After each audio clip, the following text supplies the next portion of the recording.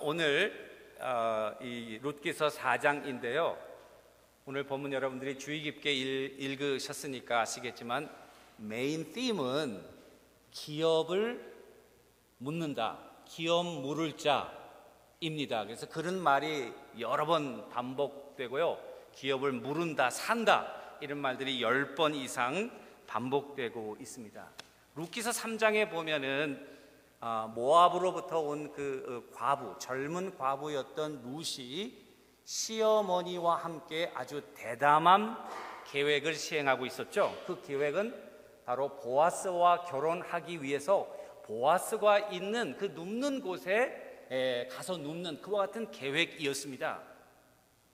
그 계획은 우리가 잘못 생각하면은 어떻게 그런 일이 있을까 하지만은 그 당시 그들이 가지고 있는 문화적인 사회적인 그런 배경에서 또 율법의 테두리 안에서 지금 나오미가 룻이 하려고 하는 요지는 뭐냐면은 You are responsible. 당신이야말로 우리가 끊어진 가문을 잇게 할 수 있는 그 책임을 물을 수 있는 자가 당신이니까 please 제발 그 권리를 우리에게서 사달라. 이거를 꼭 사서 우리 가문을 이어달라고 하는 아주 절박한 그들의 그런 표현, 삶의 표현이다 이렇게 이야기할 수 있습니다. 그런데 중요한 것은 그와 같은 의도를 이 보아스가 받은 거죠. 근데 보아스가 뭐 바보입니까? 바보가 아니죠. 룻을 보니까요 그 마음이 진실한 거예요. 젊은 자를 따라가면서 자기의 인생을 바꾸려는 것이 아니라 늙은 시어머니와 죽은 남편의 가문을 이으려는, 그래서 룻은 젊은 남자와 결혼하지 아니하고 나오미가 정해준 그와 같은 하나님이 정해주신 배필로 가고 있어. 그것에 보아스의 마음이 감동이 됩니다. 그래서 그를 축복하기를 내가 정말 이렇게 하는 것은 정말 네가 하나님의 복 받기를 원한다. 그리고 내가 할 수 있는 한 그 일을 내가 감당하겠다고 약속을 하게 되는 거죠. 그 약속을 하는데 한 가지 걸림돌이 있었죠. 그것은 무엇입니까? 기업 물을 자가 보아스 이외에 더 가까운 친족 한 사람이 있었다는 것이 그것이 문제입니다. 그 사람이 먼저 권리를 가지고 내가 묻겠다고 그러면은 보아스가 아무리 그것을 물으려고 해도 자격이 안 되는 거죠. 이 문제를 해결하기 전까지는 룻과 나오미의 시도가 완결되지 않는 거죠. 그래서 오늘 본문에 보면 그 문제를 이 보아스가 해결합니다. 성문 밖으로 나갔어요. 성문은 많은 사람들이 모여 있는 곳이고 그리고 장사가 이루어지고 거래, 트랜잭션이 이루어지는 곳 아닙니까? 그곳에 앉아 있으니까 기업 물을 자가 지나가는 거예요. 잠깐 여기 앉아라. 그리고 이 모든 일의 증인을 삼아야 되니까 지금처럼 영수증을 쓰고 이렇게 법적인 컨트랙을 맺고 이런 제도가 없으니까 증인들, 구약에 보면 증인 두세 사람이 있으면은 그 모든 거래가 합법적으로 성립하는 건데 여기 보니까 10명의 장로들을 청한 거예요. 10명의 장로들을 청한 이유는 뭘까요? 많은 사람의 증인으로 해서 이것이 확실하고 그리고 타당한 합법적인 모든 거래라는 거, 이것을 증명하기 위해서 그렇게 한 거죠. 그러면서 이 기업 물을 자에게 뭐라 그러냐? 엘리멜렉의 밭을 내가 사라. 내가 첫 번째 1순위에 있는 사람이니까 내가 사라. 네가 사면 that's fine. 그러나 만일 사지 않겠다면은 그 땅을 내가 사기를 원한다. 그랬더니 기업 물을 자가 생각하기를 싼 값에 밭을 사면은 자기 기업이 커지는 거 아닙니까? 그러니까 사겠다 이 얘기했어요. 그랬더니 그 다음에 보아스가 하는 말이 그 밭을 사는 건 좋지만은 기업 물으는 그 하나님의 율법에 따라서 내가 룻과 결혼을 해야 된다. 그리고 룻과의 사이에서 낳은 아들은 네 아들이 아니라 법적으로 죽은 룻의 남편인 말론의 아들이 되는 거고, 내가 산 그 밭은 누구의 밭이 되냐면 네 밭이 되는 것이 아니라 그 아들의 밭이 소유가 되어서 그 가문을 잇게 하는 것이다. 모든 트랜잭션의 파인 프린트, 숨겨져 있는 파인 프린트를 다 클리어하게 설명을 한 거죠. 그랬더니 기업 물을 자가 뭐라고요? I can't. 내가 할 수 없다. 왜냐하면 이거는 손해보는 일 아니냐? 내 돈을 주고 샀는데 그 땅이 우리 자손들에게 가지 아니하고 말론의 이름으로 말론의 자손에게 간다면 이거는 나에게 손해가 되는 일이니까 I can't, 나 이거 하기를 원하지 않는다. 네가 하려면 하라. 그래서 이제 보아스에게로 이 기업 물을 권한이 온 거예요. 오늘 말씀은요, 크게 세 가지예요. 첫 번째는 기업에 대해서, 지금 기업 물고 기업을 이어가는 거, 지금 그 굉장히 중요한 이슈거든요. 기업을 물은다, 기업을 산다. 기업에 대해서 먼저 이야기를 하고요. 기업이 이 컴퍼니라는 말이 아니고 inheritance, 유업, 유산, 하나님이 주신 유업, 그걸 말하고 있고요. 두 번째는 이제 이 사건을 통해서 하나님이 나오미하고 룻의 가정을 살피시는 그 하나님의 의도. 그 다음에 마지막으로 이것은 구속의 사건, 이 세 가지를 이렇게 아웃라인을 잡고 여러분들과 말씀을 좀 나누려고 합니다. 이스라엘 사람들은요, 한 사람도 빠짐없이 다 기업이 있습니다. 기업은 우리말로 하면은 지금 여러분들과 내가 일하는 직장, 여러분들이 먹고 살고 그리고 경제적으로 일할 수 있는 그런 삶의 터전, 이게 기업입니다.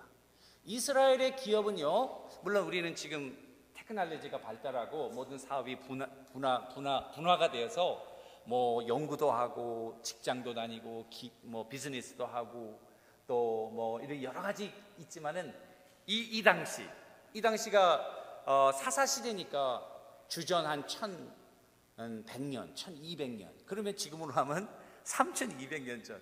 그때요, 사람들이 먹고 살 수 있는 유일한 수단은 뭐냐면 땅입니다. 땅에서 모든 것이 나와요. 근데 이스라엘 사람들은요, 여러분, 가나안 땅에 모세가 바톤을 넘겨서 여호수아를 통해서 가나안 땅에 들어가 가지고, 가나안 땅에 이 여호수아의 중요한 주제 두 가지는 뭐였습니까? 정복하는 거. 그 가나안 땅에 살고 31 가나안 족속들을 정복하고, 정복한 땅에 이스라엘의 12지파가 정착하는 거, 정착해서 땅을 분배하는 거, 이게 여호수아서의 전부예요. 모세의 뒤를 이어서 여호수아가 한 일은 뭐냐? 이스라엘 백성을 이끌고 요단강을 건너 가나안 땅에 들어간 일, 들어가서 거기에 기존에 있는 왕들을 다 무찌르는 일, 그리고 하나님이 주신 이 12지파가 다 흩어져서 땅을 나누어서 한 가정도 땅이 없어서 굶어 죽지 않도록 살게 하는 거. That's the Joshua's job. 하나님이 조수아에게 준 거예요. 그거 준 거예요. 나누는 거 보면요, 다 나눠요. 큰 사람은 큰 땅을 주고 작은 사람은 작은 땅. 덩치가 아니라 식구. 지파수가 많은 땅은 큰 땅으로 가져가고요, 지파수에서도 가족이 많은 땅은 더 많은 땅을 주어서 그 모든 사람들이 먹고 살 수 있게 하는 거예요. 이스라엘은요, 기업 없는 사람이 없어요. 오늘 나오미 보니까 오랫동안 어디로 이민 갔어요? 모압으로 이민 갔다가 거기서 쫄딱 망해가지고 인생의 바닥을 치고 남편 죽고 두 아들 죽고, 그 이방 며느리하고 나오미가 왔는데 여기 보니까 뭐가 있어요? 땅이 있어요. 땅이. 먹고 살 수 있도록 땅이 있어요. 땅은요, 팔 수도 있어요. 트랜잭션 할 수도 있어요. 그런데 이스라엘은요, 하나님께서 땅을 갖다가 이거는 너희들의 것이 아니고 하나님의 것이라는 그와 같은 성경적인 개념입니다. 땅은 사유화할 수 없어요. 하나님이 인간에게 주신 선물이고요, 하나님이 인간에게 주신 것이고요, 이 땅은 너희들이 사고 팔고 하지만은 그러나 결국에는 belong to me, 나에게 속하는 거예요. 사람들이 이걸 팔지만은 10년이 되면요 다시 다 돌리잖아요. 50년이 되면은 이 가게가 기울어서 땅을 팔아야 되는 나오미와 룻처럼 이민 가면서 뭐 팔았겠죠? 돈을 얼마 받아가지고 갔겠죠? 50년이 지나면은 다시 going back, 희년이 되면, 주빌리가 되면 다시 원래 주인에게 돌려주는 거예요. 빚진 것도 다 탕감하는 거예요. 노예도 다 풀려나는 거예요. 50년이 지나면 내 때는 어렵고 힘들었지만 from my next generation에서는 새로운 재산을 가지고 새롭게 출발할 수 있는, 그래서 모든 사람이 같은 선상에서 출발할 수 있는 새로운 기회를 주는 하나님의 은혜의 법이에요. 이 이스라엘에는요, 땅이 없는 사람이 없어요. 다 땅이 있어요. 모세가 애굽을 출애굽해가지고 광야로 가가지고 결국 하려는 게 뭔 줄 아십니까? 광야에서 사는 게 아니죠. 가나안 땅에 들어가는 거죠. 가나안 땅에서 하는 것이 뭡니까? 정복해서 그 땅이에요, 땅.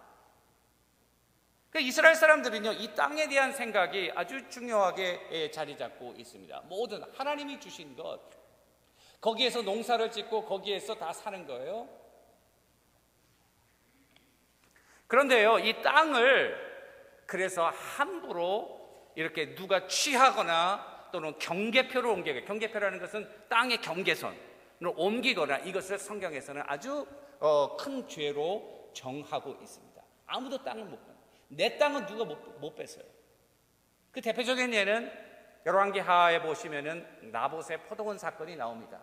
나봇의 포도원 사건은요, 그것은 아방, 이스라엘의 아방이니까 가장 영적으로 아주 암흑 시대의 그 왕이었어요. 왕이 보니까 자기 성에서, 사마리아 성에서 가까운데 나봇의 포도원이 있는 거예요. 근데 그 포도원은 뭐라고 그에게 제시를 하냐면, 이 포도원을 나에게 팔아라. 내가 더 좋은 포도원을 너에게 주겠다. 혹시 돈을 원한다면 그것에 해당하는 돈으로 너에게 쳐줄 테니까 이 포도원을 나에게 넘겨라. 우리가 볼 때는요, 아주 제너러스한 오퍼예요.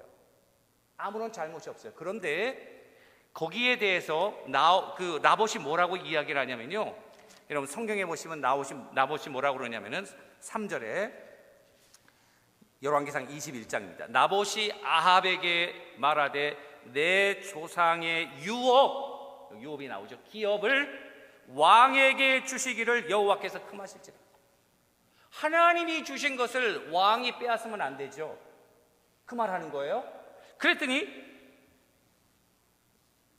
아합이 뭐라고 그러냐면은, 나봇이 아합에게 대답하여 이르기를 내 조상의 유산을 왕께 줄 수 없다 하므로 아합이 근심하고 답답하여 왕궁으로 돌아와 침상에 누워 얼굴을 돌리고 식사를 아니했다. 왕이요, 한갓 농부의 땅을 못 뺏는 거예요. 못 뺏는 이유는 율법에 이 땅은 하나님께서 하나님의 백성들에게 준 것이기 때문에 이거는 거룩한 것이고 아무도 못 뺏어간다. 딱 정해놓으니까 왕이라도 이 일을 못하는 거예요. 그런데 아합왕의 아내였던 이세벨은요, 두로와 시돈의 공주였잖아요. 이런 여호와에 대한, 땅에 대한 성경적인 개념이 없으니까 아합왕이 그렇게 고민하고 있는 거니까 absurd한 거예요. 못하러 그러냐? 아유, 나한테 맡겨라. 내가 거짓 증인 2명 세워가지고 나봇을 죽이고 그 땅을 빼앗은 거예요.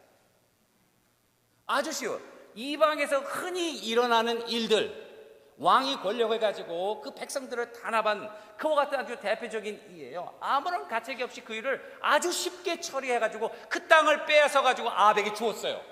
그랬는데 아무도 모를 것 같았는데요, 이 말씀을 하나님이 이 모든 것을 알고 계셨죠. 19절에 보니는 누구에게? 하나님이 엘리야를 불렀어요. 엘리야 선지자, 가장 기적을 많이 행한 구약에 가장 암흑시대에 하나님의 가장 능력을 행했던 그 엘리야에게 뭐라고 그러셨냐면은, 여호와의 말씀이 아합왕 내가 죽이고 나봇의 기업을 빼앗았느냐? 여호와의 말씀이 개들이 나봇의 피를 핥는 바로 그곳에서 내 몸에서 피도 핥으리라. 이세벨에게 대하여 이르기를 개들이 이스라엘 성읍에서 이세벨을 먹으리라. 아무도 모르고 아무도 케어 안 했는데 하나님이 그걸 아시고 내가 나봇에게 한 그대로 내가 너를 벌하겠다는 그거 말씀하시는. 그건 뭘 말하는가? 이 기업이라는 건요, 굉장히 중요한 거예요. 아무도 못 건드린다는 거예요. 함부로 살 수도 없고 팔 수도 없는 하나님의 백성들의 것이다, 그 말이에요. 이 기업을 이어간다고 하는 것은 그런 면에서 굉장히 중요한 거죠. 여러분, 얼마 전에 제가 그 PBS에서 우리 미국 땅에 네이티브 아메리칸들이 살지 않았습니까? 네이티브 아메리칸들이 땅을 다 뺏기지 않았어요, 백인들에게. 그런데 한 추장이 나와가지고 아주 초라한 그런 레저베이션에서 사는 그런 그 과거의 추장이었나 봐요. 그 추장의 계통이었나 봐요. 어떻게 그 땅을 뺏기게 됐냐 이야기를 하니까 하는 이야기가, 우리 사고방식과 우리 전통에는 땅이라고 하는 것은 사람이 개인적으로 소유할 수 없다. 마치 모든 사람들이 한 공간에서 같이 공기를 공유하면서 살듯이 땅도 모든 사람들이 같이 밟고 다니는 그와 같은 것, 그런 것들로 생각했다는 거예요. 그러니까 소 100마리, 소 몇백 마리를 주고 이 땅을 팔아라 그러면 저도 그 땅은 그 사람들이 사는 데는 살고 다른 곳은 우리가 같이 물도 마시고 걸어 다니고 그런 개념으로 생각했다. 성경에서 말하는 이 기업의 개념은 바로 그런 개념이에요. 거룩한 것이고요, 아무도 옮길 수 없고 하나님의 백성들이 다 이것을 중심으로 해서 살 수 있도록. 근데 이건 굉장히 중요한 의미가 있어요. 왜냐하면 우리가 먹고 사는 거, 여러분이 21세기 지금 대통령 선거가 얼마 남지 않았지만 이 모든 거 굉장히 중요한 정책 중에 하나가 뭡니까? 먹고 사는 거, 경제적인 거, 그것 아닙니까? 먹고 사는 문제, 이게 굉장히 중요한 문제예요. 먹고 사는 문제를 땅으로 해결할 수 있도록 하나님이 땅을 주신 것이고요, 땅을 주신 하나님으로부터 나오는 모든 것이 우리의 경제 수단이 되니까 정말로 우리가 의지해야 될 것은 먹고 마시고 땅이 아니고 땅을 주신 하나님이라는 생각이 그 안에 들어가 있는 거예요. 우리가 의지해야 될 땅은 우리가 이게 살고 이건 먹고 빵이 아니고 땅을 통해서 주신 그 하나님. 그러니까 이와 같은 공유하는 제도를 통해서 이스라엘 백성들에게 하나님이 도전하시는 건 뭐냐? 진정한 너의 복의 소스는 뭐냐? 땅이지. 그러나 땅을 주시고 땅을 기업으로 주신 것은 하나님이지. 그러니까 하나님께서 너에게 필요한 것을 채워주시는, therefore 너희는 먹을 것을 섬겨서는 안 되고 먹을 것을 허락하시는 여호와를 섬기는 것이 만복의 근원이다. 바로 그 말씀을 우리들에게 해주시는 거예요. 이 기업의 개념은요, 그래서 너무너무 중요해요. 이스라엘 백성들에게 함께 살아가는 법도 가르쳐줘요. 함께 살아가는 것. 이스라엘 백성들은 혼자 잘 먹고 잘 사는 그와 같은 이기적인, 어떻게 보면 자본주의 경제 사상은 성경적으로 맞지 않아요. 하나님께서 열심히 일하는 사람들에게 부를 주는 것, that's fine.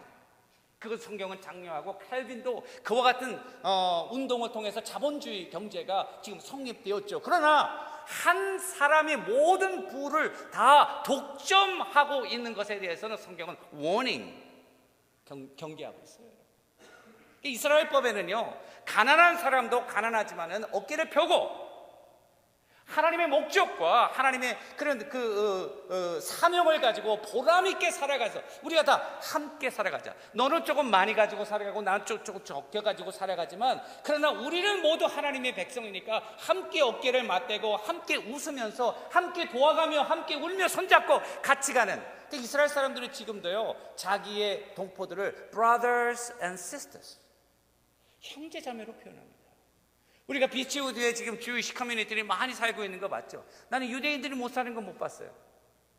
제가 미국에 산 지 한 25년밖에 안 돼가지고 조금 더 살아봐야 될지 모르겠지만요, From my past 25 years of experience in United States, 내가 만나는 모든 유대인들은요 다 당당한 사람들이었어요. 왜 그럴까요? 함께 도와가며 살아가는 거예요. 함께 도와가며 살아가는 거예요. 수학을 할 때도 루시 여기민 왔으니까 망해가지고 그쪽에서 잘 살라고 모압으로 갔다가 망해가지고 여기민 다시 유대로 왔잖아요. 먹을 게 없잖아요. 삶에 아무것도 없잖아요.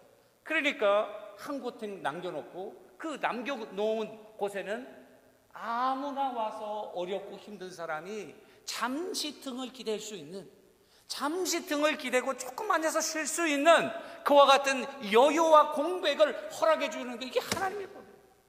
과부와 고아들을 살피는 거. 과거 시대에는 전쟁을 많이 하고 병도 많이 나니까 남자들이 많이 죽었다고요. 부모들도 많이 죽었다고요. 고아들이 많잖아요. 지금처럼 올파니지가 있어서 그들을 이렇게 케어해 줄 수 있는 시스템이 없잖아요.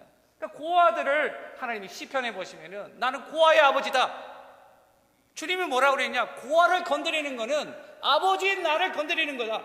과부를 건드리는 건 난 과부의 재판장이다. 과부라고 해서 힘이 없다고 해서 남자가 없다고 해서 그 사람의 모든 것들을 갖다가 사사로이 판단하지 말라. 내가 그들의 아버지고 보호자다. 그들을 보호하고 계세요. 그 의미는 뭘까요? 하나님은요 다 함께 잘 살기를 원하는 거예요. 이스라엘 백성들에게 준 기업을 중심으로 해서 신약에 보면 이 기업이라는 말이 나옵니다. 그런데 놀라운 의미가 있어요.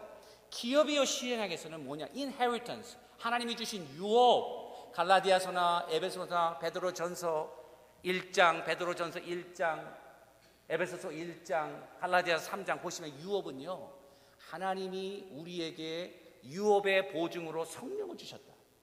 그 유업은 뭐냐? 그리스도 예수 안에서 복음을 믿는 구원을 우리의 유업이다.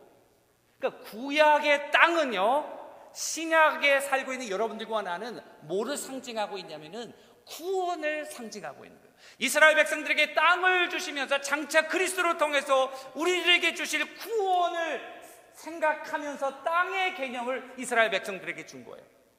대표적인 예는요, 출애굽의 예예요. 이스라엘 백성들이 출애굽하죠. 애굽에서 출애굽해서 가나안 땅에 들어오기까지 광야를 거쳐서 가나안 땅에 들어오죠. 그 땅은요, 우리 하나님의 백성들이 죄의 종이 되었다가 하나님의 은혜로 홍해를 건너가죠. 그리스도를 믿음으로 성령으로 세례를 받아 거듭나는 우리의 인생들, 광야와 같은 인생길이지만 하나님의 구름기둥과 불기둥이 우리를 인도하시고 때를 따라 만나와 메추라기로 우리의 가란 심령들을 채워주시는 그 광야 인생과 같은 그 성도들의 필그리미지, 여정, 이게 광야 생활이고요. 여호수아를 중심으로 가나안 땅에 들어가서 우리 영원한 본향 가나안성, 시온성, 영원한 하나님의 그러니까 이게요, 땅으로 들어가는 것은요, 가나안 땅에 들어가는 그 우리의 구원으로 들어가는 그 성도들의 여정을 우리들에게 보여주고 있는 거예요. 땅을 아무도 못 건드린다고 하는 것은 하나님이 주신 구원은 인간의 감정과 생각과 권력과 어떠한 것으로도 그 구원이 빼앗을 수 없다는 구원의 하나님의 견인을 말합니다. 여러분들과 내가 가지고 있는 구원은요, 하나님의 선물입니다. 이스라엘 백성들이 이래서 땅을 받은 게 아니에요. 하나님이 주신 거예요. 가나안 땅에 들어간 거 그들이 우리가 지금 애굽에서 이렇게 살다 보면 우리가 미래가 없지. 그러니까 우리가 계획을 세우자. 이렇게 해가지고 출애굽해서 결국 가나안 땅에 가자. 거기서 잘 살자. 이렇게 해서 그들이 들어간 게 아니에요.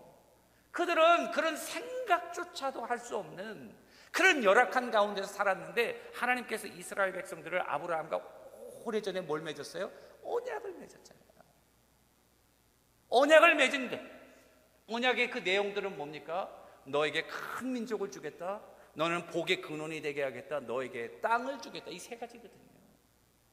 사람들은 다 잊어버렸죠. 하나님은 그 약속을, 아브라함과의 약속을 지키시기 위해서 모세를 일으키시고 이스라엘 백성들을 인도해서 그쪽으로 인도하신 거예요. 그러니까 말이죠, 이 구원이라고 하는 거, 이 땅이라고 하는 것은 바로 구원을 얘기해요.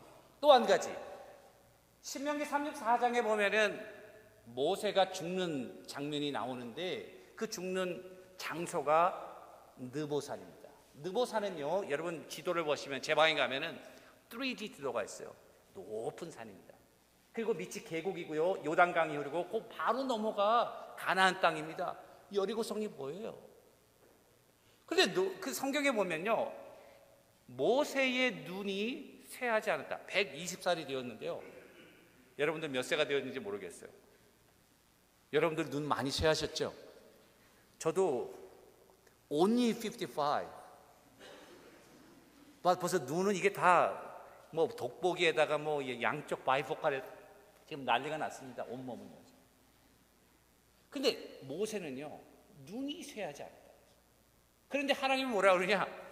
그러면은 그렇게 고생해가지고 이스라엘 백성들이 이끌고 여기까지 왔는데 요것만 건너가면 되는데 왜 모세를 통해서 인도하시지 아니하고 너는 됐으니까 그만 나한테 오라 강제 소환 받으시고 그리고 여호수아를 통해서 이끌라고 했나 보면요, 신학적인 의미가 있는데 그것은 모세는 구약의 대표적인 선지자고 율법을 받은 선지자예요. 구약의 율법, 그러니까요, 우리가 원하는 구원이라고 하는 것은 율법으로 받는 것이 아니라 여호수아라는 이름은 바로 예수라는 이름과 어원이 같지 않습니까? 신약을 상징하는 예수님, 예수 그리스도 안에 있는 믿음으로만 우리가 구원을 얻는다는 아주 놀라운 진리를 그 안에서 우리들에게 말씀해 주고 있는 거예요. 여러분들과 내가 받는 진리는요, 구원은요, 하나님의 선물인 것을 믿으시기를 주님의 이름으로 간절히 축원합니다. 구원을 위해서 여러분들이 컨트리뷰션한 건 아무것도 없습니다. 하나님의 주권과 선택과의 하나님의 은혜를 따라 우리가 하나님의 백성이 된 거예요. 따라서 여러분들과 내가 하나님의 백성이 됐다는 한 가지 이유만으로도 우리는 우리의 목숨이 다하는 날까지 하나님을 찬양하고 경배해야 됩니다. 여러분들이 엎드려 기도할 때에 나 하나님 이것도 해주세요, 이것도 해주세요, 그런 것도 있지만요, 이거는요 너무 이기적이고 하나님에 대한 불신앙적인 행위예요. 하나님이 여러분들을 죄 가운데서 구원하시고 하나님의 백성 삼으셔서 아무도 흔들 수 없는 구원의 백성으로 만들었다는 것은요, 영원한 하나님의 자손의 기업의 백성이 되었다고 하는 것은, 이것은 우리 목숨이 다하도록 하나님을 찬양하는 거예요. 그래서 시편 기자는요, 호흡이 다하도록 하나님을 찬양하라, 호흡이 있는 자마다 여호와를 찬양하라. 어떨 때 내가 신앙이 좋고 기도 많이 하고 말씀 읽으면 아 내가 구원받았다. 어떨 때 내가 어렵고 힘들면 아 이거 내가 구원받은 건가? 여러분, 구원이라고 하는 것은 하나님의 주권적인 선물인 것을 아시고요, 그 구원을 아무도 빼앗아갈 수 없음을 확신하면서 구원받은 백성으로 하나님을 날마다 찬양할 수 있는 여러분들과 내가 되기를 주님의 이름으로 간절히 축원합니다. 저는 하나님의 사랑이 너무나도 섬세하고 그리고 카스터마이즈 됐다고 확신합니다. 하나님은 요한복음에 보면 사람을 부르실 때 이름을, 양들을 부르실 때 이름을 부르셨다. 자, KCPC 한꺼번에 사랑하는 게 아니죠. 여러분들이 처해 있는 아주 그 구체적인 상황 가운데서 하나님을 사랑하신다. 여러분들이 가지고 있는 그 마음의 깊은 문제를 아시고 여러분들의 그 문제 가운데 역사하셔서 하나님의 하나님 되심을 드러내시는 분이죠. 제가 만난 하나님은 그런 하나님이에요. 나를 아시는 분이에요. 여러분들을 한 사람 한 사람을 아시고, 오늘 이 나오미와 룻도 보시면은 정말 무시할 만한 사람들이에요. 그런데 하나님의 사랑은 그들을 버리지 않고 있습니다. 왜 그럴까요? 믿음 때문에 그래요. 그리스도 안에서 이들이 그 하나님의 자녀가 되는 그 언약의 백성, 그 믿음 말이죠. 혈루증 앓는 여인의 그 믿음을 주님이 거부할 수 없었듯이 여러분들과 내가 그리스도 안에 있으면 누구의 자녀가 되는 겁니까? 흔들 수 없는 하나님의 자녀가 되면 누가 우리의 보호자가 되는 겁니까? 모르십니까 여러분? 하나님이 보호자죠. 하나님이 보호자가 되면 하나님이 여러분들을 지키시는 거예요. 부모가 자녀들을 지키는 거 당연한 것 아닙니까? 우리 폴이 이제 다 끝나고 어제 갔거든요. 가고 났는데 아 참 시원하다 는 마음 조금 있고요, 시원할 줄 알았는데 가고 나니까 아 서운하네. 아 얘가 잘 갔나? 아 이게 짐은 잘 풀었나? 뭐 그런 생각 나는 거죠. 우리도 그런데 말이에요. 하나님이 여러분들을 사랑할 때 어떻게 사랑하겠는가 한번 생각해 보세요. 여러분들이 그걸 모르고 살았다면 그거 하나님 잘못이 아니에요. 여러분들 잘못이에요. 마치 어머니의 아버지의 깊은 사랑을 모르는 철부지 어린아이와 같은 그런 거예요. 하나님은 여러분들을 너무너무 사랑하시고 한 사람 한 사람을 그 형편을 따라서 인도하시는, 난 나오미와 룻을 인도하시는 하나님, 정말 끝까지 책임지시는 그 하나님, 그 하나님이 우리와 함께 하심으로 여러분들 상황 가운데서 하나님의 놀라운 은혜가 충만히 정말 경험되고 그 사랑을 증거할 수 있는 여러분들과 내가 되기를 주님의 이름으로 간절히 축원합니다. 마지막 한 가지는요, 이 룻의 이야기는요, 여러분들과 나를 구원하시는 하나님의 구원의 이야기입니다. 이스라엘의 이야기고요, 구원의 이야기입니다.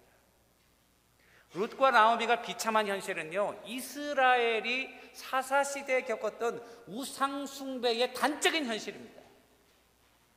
그들이 다 죽었어요. 남자들이 하나님도 모르고 이방으로 갔어요. 그거는요 이스라엘을 말하는 거예요. 이스라엘 사사시대가 가장 영적으로 암흑기라고 제가 말씀드렸죠. 하나님을 섬기지 않으니까요 나라가 망한 거죠. 남자들이 다 끊어지고 하나님의 족보가 끊어지고 메시아의 족보가 끊어진 거예요. 그들을 구원해서 족보를 이어가는 것은 그와 같은 인간의 죄에도 불구하고 하나님이 이스라엘을 이끄시고 하나님의 백성들을 일으키셔서 타락한 인류를 구원하시는 하나님의 깊은 사랑을 이 룻과 나오미의 한 가정을 통해서 우리들에게 보여주시는 거예요. 성경에 보면은 예수 그리스도는 우리를 속량했다, 기업을 물었다, buy back. 속량한다, redeem 한다는 말은요, 노예시장에서 노예를 돈 주고 샀다는 말이에요. 여러분들과 내가 구원받은 것은 그리스도께서 자기의 피를 주고 우리를 buy back 사신 거예요. 우리 기업을 이어주시려고 당신이 지불하지 않으셔도 될 그 보배로운 피로 우리를 사신 거예요. Therefore, 그러므로 여러분들과 나는 우리의 소유가 아닙니다. 여러분들은 하나님의 소유인 것을 믿으시기를 주님의 이름으로 축원합니다. 바울은 그리스도를 만나고 그 사실을 깨달았어요. 이제 내가 육체 가운데 사는 것은 나를 사랑하사 나를 위하여 자기 몸을 버리신 하나님의 아들을 믿는 믿음 안에서 사는 것이라. 이제는 내가 샀으니까, 하나님으로부터 사심을 받아가지고 자녀가 되었으니까 이제는 내 뜻대로 사는 것이 아니라 나는 하나님의 자녀로 살아가겠다는 결단이에요. 룻의 가게를 보아스가 이어가는 하나님의 그 끈끈한 구속의 사랑을 통해서 여러분들도 하나님께서 사신 보배로운 자녀라는 사실을 꼭 깨달으시고, 이제부터는 여러분들의 뜻대로 생각대로 살지 말고 하나님의 뜻대로 우리의 삶을 드리는 결단이 우리 삶 가운데 있어지기를 주님의 이름으로 간절히 축원합니다. 말씀을 마무리 지으려고 합니다. 제가 본 영화 중에서 특별히 요즘 본 영화 중에서 제일 두 번 보고 두 번 다 울었던 그 국제시장 그 전에 봤던 것 중에서 그것은 Saving Private Ryan에서 그거 보면은 그 처음 장면하고 마지막 장면이 같지 않습니까? 거기서 자기를 구한 그 노르만디에 희생한 그 병사 무덤 앞에 막 따라가고 그 뒤에 자손들이 그를 막 돌아가고, 그러면서 그 마지막 장면에 보면요, 자기를 위해서 한 소대가 다 죽었잖아요. 그 눈물을 보면 참 액터들도 정말 너무 멋있게 액팅을 했어요. 그 울지는 않는데 눈에 눈물이 고여있고 그 눈물 속에는 정말 그 수많은 사람의 피를 흘려간 희생의 그런 것들이 그 눈물 속에 영롱하게 비치면서 내가 내 인생을 낭비하지 않고 그들이 나에게 준 그 선물처럼 내가 보람있게 살았는 Am I a good man? Am I led a good life? 내가 정말 올바른 좋은 인생을 살았냐? 자기 와이프에게 이렇게 물어보면서 그 와이프가 What? 그러면서 You are a good man 이렇게 얘기하는 거 보시죠. 여러분, 그렇게 생각하면 여러분들과 나는 정말 그리스도의 보혈로 하나님의 자녀가 되었는데 우리의 삶을 어떻게 살아야겠나 한번 다시 생각하시면서 정말 우리의 삶을 통해서 정말 하나님이 기뻐하시는, 하나님이 그렇게도 아끼고 사랑하는 우리의 자녀로서의 정체성을 가지고 말이죠, 하나님의 영광을 드러내면서 하나님의 뜻대로 우리의 삶을 과감하게 드리는, 하나님의 영광을 선포하는 여러분들의 개인과 여러분들의 가정과 우리 교회와 이 나라가